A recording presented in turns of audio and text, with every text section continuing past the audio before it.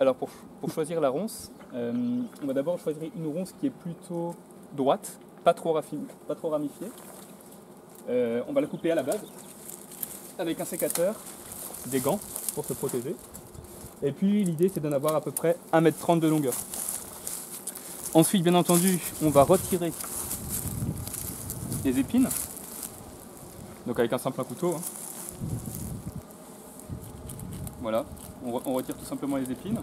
Donc là je vais le faire sur quelques centimètres, de manière à avoir une idée de ce que ça peut donner sur la longueur totale du brin.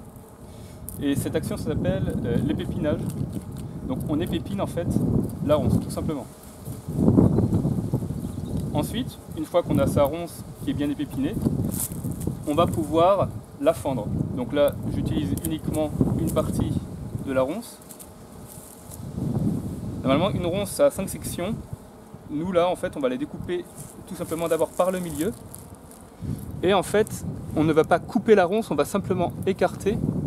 L'idée étant que le couteau puisse faire fendre la ronce afin d'obtenir 2 brins relativement réguliers. Donc voilà, ça c'est la technique qu'on utilise pour justement constituer les brins de ronce.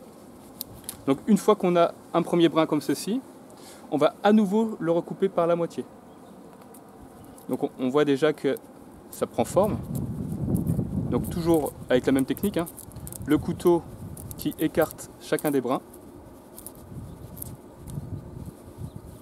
Hop. Et une fois qu'on a cet élément, on prend une petite pièce de cuir que l'on appelle en brière le haillou, que l'on pose sur son genou pour ensuite enlever la moelle. Avec le couteau posé sur cette pièce de cuir, on tire le brin de ronce. Le couteau lui ne bouge pas. On tire le brin de ronce pour retirer la moelle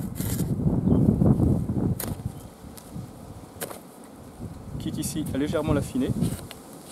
Voilà, et une fois qu'on a cet aspect bien lisse, avec la moelle complètement retirée, on a notre quin de ronce, comme ici, très souple, avec lequel on peut effectivement tresser notre boudin de paille qui va être enroulé sur lui-même.